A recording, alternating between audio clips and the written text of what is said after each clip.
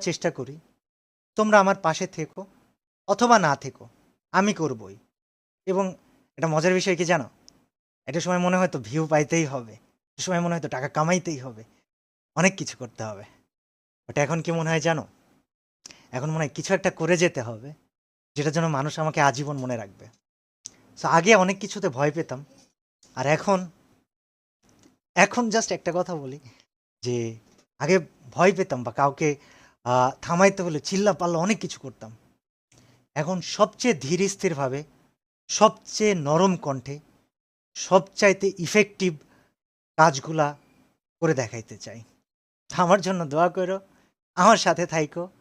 আর এটা বিশাল amount of মানুষ আমাকে প্রশ্ন করতেছে, কল দিতেছে যে ভাই আপনার চ্যানেলের 1800 ভিডিও কোথায় গেল।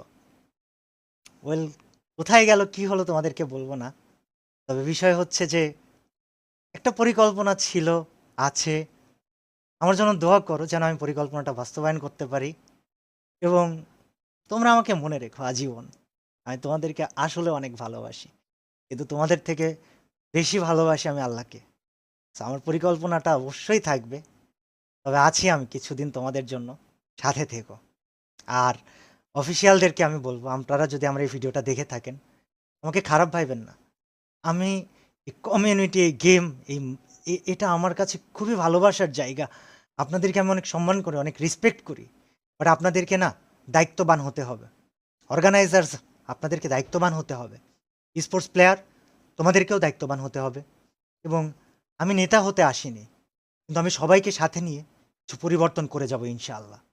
আমাকে অনেক অনেক জায়গা থেকে, আমি ফ্রি ফায়ার ক্রিয়েটর বলে অনেক সময় অনেক কথা বলা হয়েছে যে কি করতেছেন আপনি, হ্যান ত্যান ৭-১৭।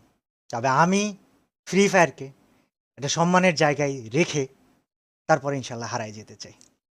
আল্লাহ হাফেজ সবাইকে, আবারও দেখা হবে। এবং নিয়মিত ভিডিও দিতে পারি, বা কিছুদিন পর পরও দিতে পারি, আবার নাও দিতে পারি।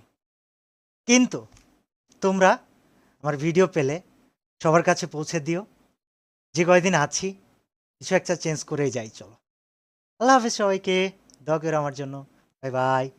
আর আমি তোমাদের সবাইকে আসলে অনেক ভালোবাসি।